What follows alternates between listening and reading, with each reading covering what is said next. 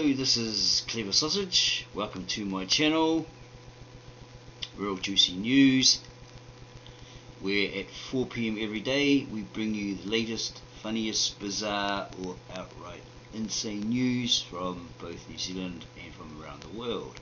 So subscribe right now so you never miss out on the latest news online by clicking on a nerd with the bifocal glasses, bow tie and 2 thumbs up. Don't forget to add your comments below in the comment section and we'll reply to you as soon as we can. Today I am presenting a book and a video and a link to a source which establishes this particular author and expert in detail. Okay, this is the Sumerian king list. I'm going to read from that book from internetarchive.org because I found online quite a while back there's a guy called Shaka Amos who actually was critiquing someone else in their supposed claims, right? And he came across, he spoke about this particular guy. And their universal God, according to Noble Juali and the Circle 7 Quran and the Moors with the Fez, like Bebe with the Fez and them, right? They say that this is where we come from, right? They say the people here came from here and that Allah is the universal God. But if that's the case, you got to tell me why, number one, Allah don't come from here. Allah don't come from here, from Arabia. Allah comes from here. This is where Allah comes from. Sumerian. Here we go. You know who that white boy is? That white boy is Dr. Thorkild Peter Rudolph Jacobsen, PhD. Right? In 1927, he got his MA from the University of Copenhagen. 1929, PhD, Oriental Institute, University of Chicago. 1929 to 1937, right? Field Assyriologist for the Iraq expedition of the Oriental Institute at the University of Chicago. 1946, he was the director of the Oriental Institute. 1955 to 59, he was the editor of the Assyrian Dictionary. 1962, professor of Assyriology at Harvard University, where he remained until his retirement in 1974. Expert translator, brilliant interpreter, whose insights led to a deeper understanding and appreciation of the institutions and normative references of Sumerian and Akkadian culture. 1974, retired as a professor of Assyriology at Harvard University. 1974, visiting professor at UCLA, helped to develop a strong Assyriology program. His critical edition of the Sumerian King List, published in 1939, and is still the definitive edition. Now that means this is the man that introduced the Sumerian Kings List. His critical edition is the definitive edition. His translation of Sumerian poetry and his explanations of the intricacies of the Sumerian verbal system illumine these areas with fresh ideas. So that means anytime you're dealing with something, dealing with Sumeria or Assyria or Akkad, you got to go to this man. That's the man that literally wrote the book. So if you ain't dealing with Rudolph Jacobsen, PhD, we can't talk about the subject. Okay, so that's what I am doing.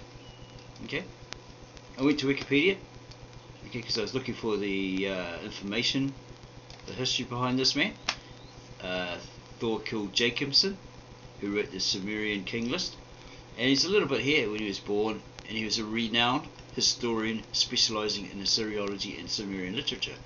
He was one of the foremost scholars on the ancient Near East, as the guy in the video, Shaka Amos, was saying, right? Okay, He received in 1927 an MA from the University of Copenhagen, so he was, what's that, Dutch, and he came to the United States to study at the Oriental Institute of the University of Chicago, where in 1929 he received his PhD. So that makes him a qualified expert. He was a field Assyriologist for the Iraq expedition of the Oriental Institute from 1929 to 1937. And there's more information here. Okay, all his qualifications and his scholarship. Okay, and that's about it. There's some references here. Okay, he read a few other works. Sumerian Kings List. That's the one we're going to look at. Okay, there's the Kings List there. The Temple Oval, The Intellectual Adventure of Ancient Man Towards the Image of Tammuz and Other Essays, The Treasures of Darkness, A History of Mesopotamian Religion, The Hearts at Once. That's a Sumerian poetry that Shaka Amos was talking about. Okay, so I went to Internet Archive and I found that actual book, right? Because for my series in the beginning, from the very beginning, well, I'm going to start at the very beginning. So, if as in Genesis, all men gathered in a desert region called Sumer or Shinar in Genesis, and they proceeded to build a giant or really tall tower, also known as a ziggurat. Okay. Ziggurat. So they wanted to get to the gods or some other reason, right? So apparently God, obviously talking to somebody in heaven, right? Angels or Christ or whatever. See, if they can do all of this, etc., etc. So let's go down there amongst them and scatter them, confuse their language, right? Break this tall tower down, etc., like that, and then confuse their language so they don't understand each other, and then we'll scatter them all over the earth. Okay, this region, Shinar or Sumer, that they occupied was actually in Assyria. Okay, I have a book here called The Timetables of History, the new 3rd edition by Bernard Gruen, based upon Werner Stein's Culture Farplan. It's the Timetables of History, it's chronology, right? And it's was quite popular in its day. They had some problems, but they finally translated it into English way back then. Okay, and it says here on page 2, history politics, height of Sumerian civilization. Okay, what's this? Okay, it goes on about Sumerian writings. Yeah, minus 3000 to minus 2501. Semitic tribes occupy Assyria in northern part of the plain of Shinar in Akkad. Okay. Height of Sumerian civilization. This is under history and politics. And Sumerian this is under literature, theatre, section B. Sumerian writing done on clay tablets shows about 2000 pictographic signs. Earliest Babylonian omen tablets. Sumerian wedge-shaped cuneiform writing, the earliest known. Sumerian poetry lamenting the death of Tammuz, the shepherd god, also first epic tale of Gilgamesh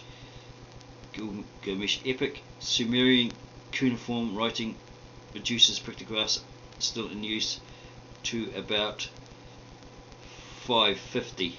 Okay. And in first libraries in Egypt, script changes from Sumerian style, horizontal, left to right, in Semitic style, vertical, right to left. So it sounds like these Egyptians adopted it and then they adapted it, right? They found it useful, so they adopted it and they adapted it. So what we're going to do is I'm going to read from this book, Sumerian King List, by Thorkild Jacobsen, of the Oriental Institute of the University of Chicago, Assyriological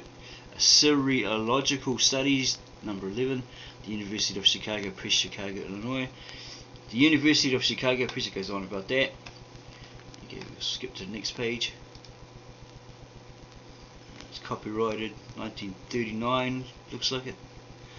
And it's got dedication here. Okay. Here's a preface. Going to probably a bit too big. Okay. Okay. The incentive. Okay, here we go.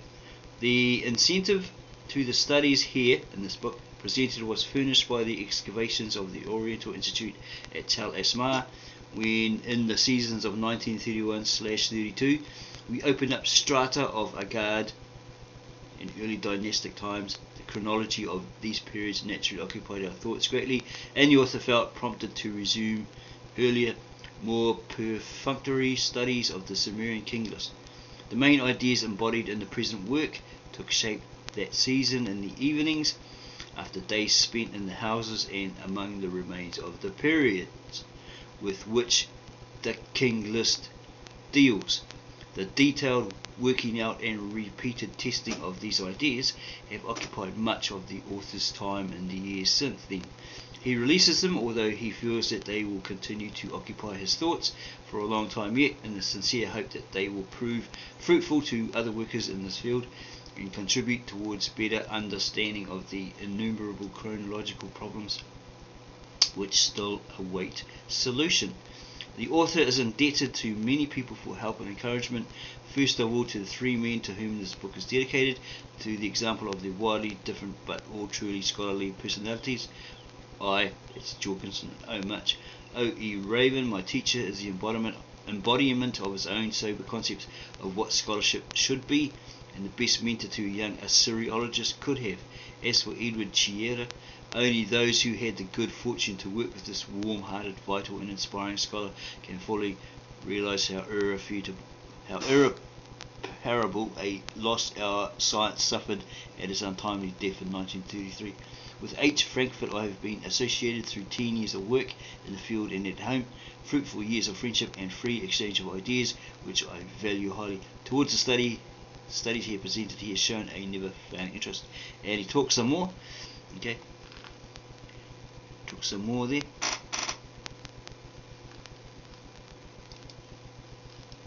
Okay. So for the sake of time, I'm going to have a look at this. Okay, here's some more here.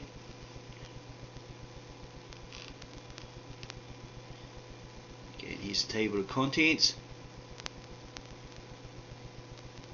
There's quite a lot there. Some more. List of abbreviations.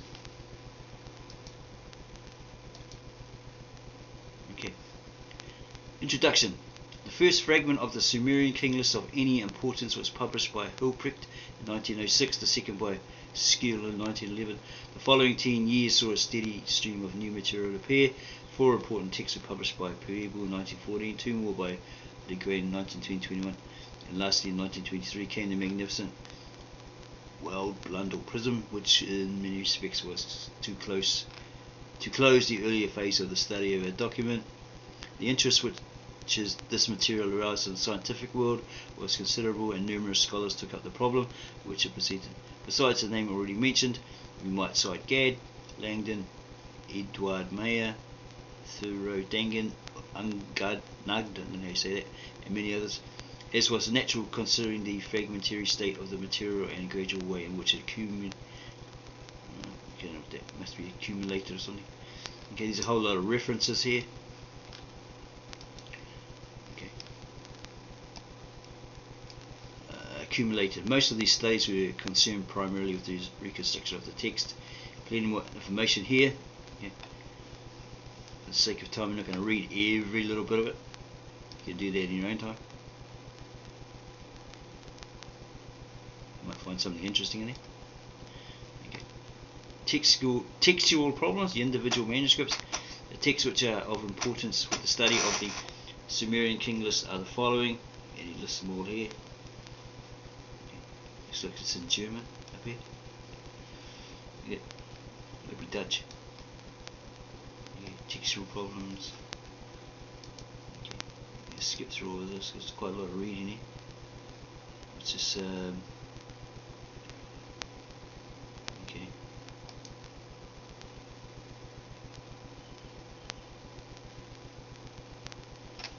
Derivation from a single original. And still more on the textual problems.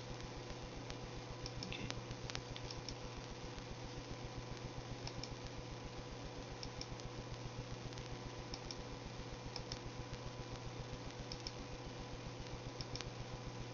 A lot of detail there.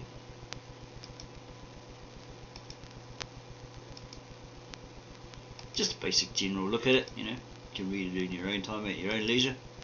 I mean, you're going to read the whole thing. It'd be like reading the Bible, wouldn't it? Okay, yeah. Just have a quick skip through it so you can see what it's like.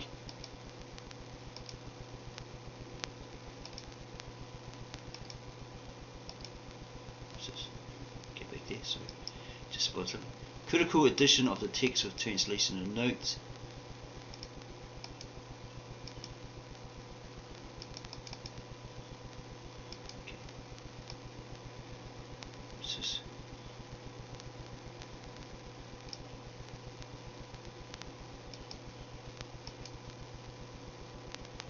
I came across a video, was looking for check out Moses, one of a guy that claimed that this Sumerian text fits the Bible, matches the Bible. Okay, supposedly, but I think a lot of their epics, like the Epic of Gilgamesh, and about the flood and creation and that, are all mythical, which the Hebrews, the Israelites, the Jews have adopted and then adapted, meaning that they changed some of the names, like in the Babylonian cuneiform text. You go have a look at Irving Finkel, I think his name is, and he explains that about the Babylonian text and how there's a step-by-step guide from one of the gods to a boat builder, because apparently the gods are going to destroy all humans because they're too noisy, and we're cheesing them off. So he says build a boat, build an ark, boat, and survive and carry on. So in that video, it's actually round. It's not this pretty Sunday school style ark that you've all been told, you know, sold on, with all the giraffes and elephants and that hanging out the windows. It's not a sushi roll or a submarine. You know, according to these Babylonian texts, which are mythical, him and a team, Irving Finkel and a team, recreated it according to those instructions, and he shows you on the video Noah's Ark, Noah's Great Adventure, exactly what it looks like. It's called a coracle, and apparently that's what they still use today in Wales. Wales in England. Okay, there's a lot of information there if you want to take the time and read it all. Okay, to fully understand it. Okay, here's a little ditty here. Kish was smitten with weapons, its kingship to Uruk was carried. In Uruk, Lugal-Zagizi became king and reigned 25 years. And goes on there. Okay.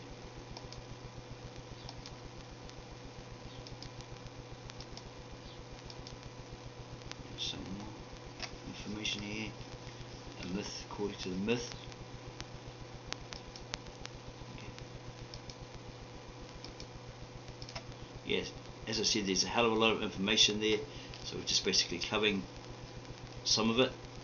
This is composition. In the preceding sections, we have tried to trace the main lines in that process of tradition which separates the first edition of the King list from the late copies of it, which are all we have preserved. It is therefore natural to consider next the problems which centre around this first edition, the original of the King list.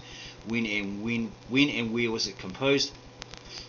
What were its sources and how were they utilised by the author? Date: Most of the manuscripts of the king list were written during the second half of the dynasty of Isen, and the currently accepted view is that the list, since some scholars consider the manuscripts separate compilations, the lists was composed at that period. Okay.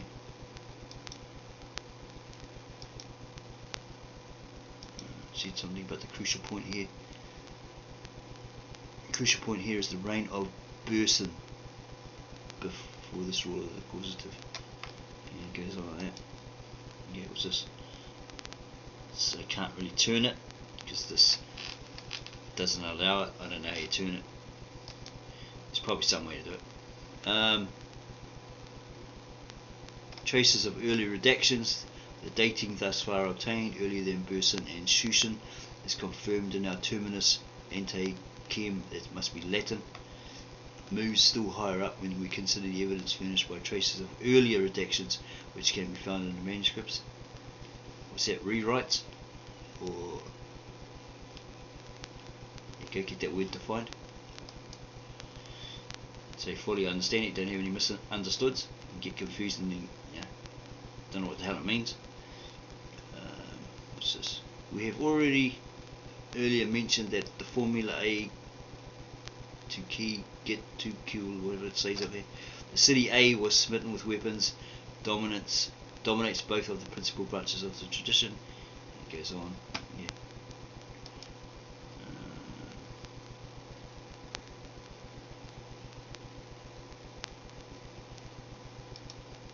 Okay. This is a bit better here. Bit easier to read.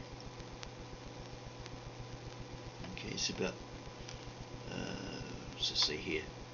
Since it is obviously easiest to get hold of sources for the history and older rulers of a city, and that city itself, we can perhaps conclude that the city in which the author of the king list lived must have been one of the three which are dealt with in great detail in his work, namely Kish, Uruk, and Ur. That's where Abraham came from. He was a Chaldean, right? I've been talking to a Assyrian, and this is what he said. Okay, this is what he said. Okay,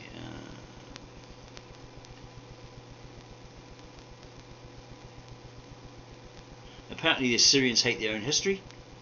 He's trying to find an Assyrian guy who speaks English and talks about a history, but as I told you, my own people hate their own history. I was asking him why. He gave me a video of some Jews that live there, Assyrian Jews, Hebrews that we took from Israel at the ancient times, who didn't leave Asher until Arabs kicked them out. Okay, and this is in regards to an Aramaic, Mesopotamian Aramaic, a native-born Mesopotamian Aramaic translator, filmmaker Victor N. Alexander, and this guy's confirming that what he's saying on his video, the story of Adam and Eve, etc., you've seen quite a lot of his videos, is true. Okay. And he's going on about this guy called Sargon Dadesho, name meaning Sargon, father of Jesus. It's just a name. He knows.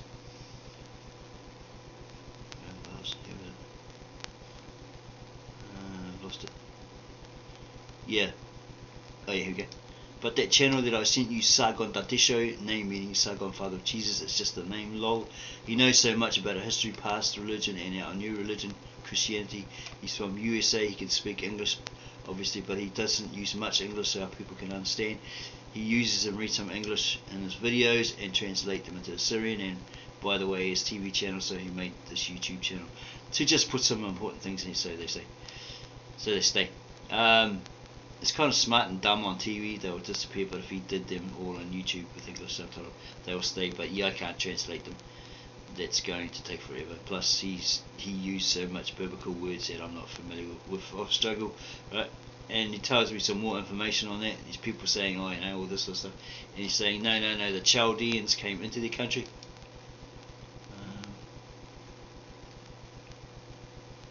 Because I was looking at an old map saying Chaldea was a country, and he said Chaldeans were not even Mesopotamians. They migrated into our land, Assyria, sometime between 940 860 BCE. So did other tribes such as Aramaeans. They appeared. I don't know what the rest of that is. Okay, they appeared. You have to go to that. You have to go to there to have a look at it. Yeah, they appeared, and apparently they caused trouble. They were like practice of witchcraft and all this sort of stuff, magic and whatever. Yeah, well, I guess that could verify that ebook that's out there, the Abrahamic Magic, M-A-G-I-K, or the Mosaic Magic and all that sort of stuff. But yeah, I reckon they're pseudepigrapha. Okay, back to Sumerian kingdoms. Yeah, so there's quite a lot of information there, as I was saying. General character of the sources. And it goes on and on. May not be a book you really want to read because there's a lot of mathematical formulas type stuff, but you never know. It gives you that knowledge, you know, of the first people, supposedly the first nation, you know, the first language, the first writing, and all that sort of stuff. Yeah, I don't know how many pages it's got. Looks like 233 pages. A lot of reading. Okay. Look at the last page. Last couple of pages. Oh, there's the index. Yeah. So you can browse through it. Go back a bit. Connection of datable dynasties with those in the kingless proper. The reign of Utuhigal. Okay. Whoever that guy was. Oh my gosh, look at this. Okay. There's an index here. And all the words here. Abba. Akkadian influence on Sumerian. Yeah, well, Sumerian come first. I guess the Akkadians maybe inbred them out. You know, these Sumerians gradually faded away, and then the Akkadians had adopted and adapted their language to their for their needs. And then the Babylonians come along, and I think they ended up like maybe wiping a lot of them out, and then they've adapted and adopted. Just went on like that. And then you got the Assyrians, right? Then you got the Mesopotamians, like the Chaldeans and the Hebrews, Israelites, whatever, that adopted and adapted their stuff. The Sumerian myths, the Akkadian and Babylonian myths, right? Right? Yeah, and just changed it. Basically, changed the names, like from Upachim, the guy who supposedly sailed in the ark, right, on a flood, which was on the waters for 6 days or something like that, or sat on a mountain for 6 days and 6 nights. Whereas the Hebrews and that changed it in the Bible, changed it to PTO changes to 40 days and 40 nights. Okay. And everyone says it's a historical fact, you know, because supposedly Roy, what's his name? Oh, I forgot that guy's name. He's debunked. He found the ark on I think it was Mount Ararat or something like that. Yeah, then he found the holy seat or something under with supposedly in Jerusalem where the cross of Christ was placed, you know, and he bled out and went all over this holy seat and all this sort of stuff. He tested the DNA and apparently it was still living, and it like instead of having the normal chromosomes, he lacked the male one, so he had about 22 or something like that. Yeah, it's been a while since I looked at that information. Yeah, there's a lot of things you can look up here: Assyrian chronology, Ashurbanipal, Ashur Temple, right? What have we got here? Maybe the winged disc icon. I don't know. I don't really know if they've got that in here. Probably somewhere under W. Okay, no, nothing. Okay, winged disc item icon. No, I can't see it.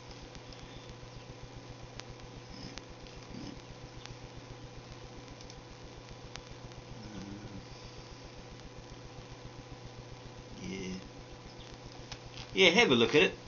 You might find it interesting. You might not. You might learn something. You might not. Okay. Okay.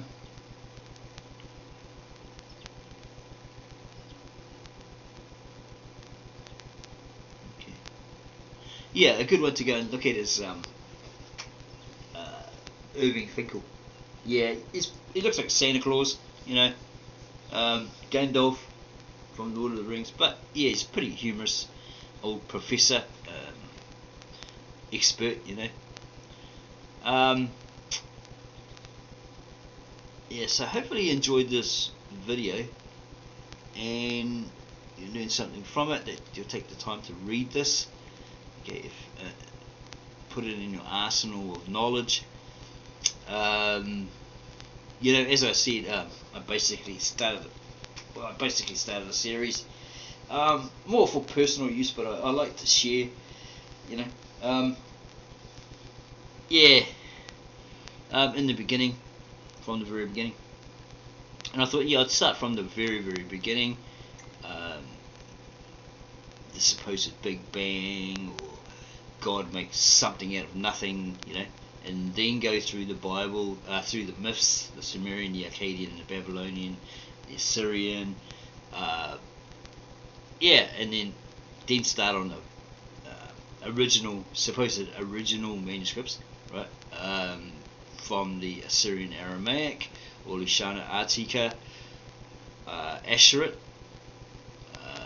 what the Assyrians actually called Lishana Supriya. They've got many different names for it, I've been told by this guy. It's Assyrian I'm talking to. Yeah, so he's made me think again, you know, and I appreciate him because I've learned some extra information from him. Anyway, so if you enjoyed this video, don't forget to subscribe, and yeah, by tapping on the geek with the glasses, the bifocals, and the 2 thumbs up, and add your comments below. Tell us what you thought of this. Okay, it's very brief because there's just too much information here for me to go through it. It'll take me years, right, to read word for word and fully understand it. So yeah, if you want to read it in your own time, and you may learn something. Yeah, so enjoy, and we'll see you on the next video.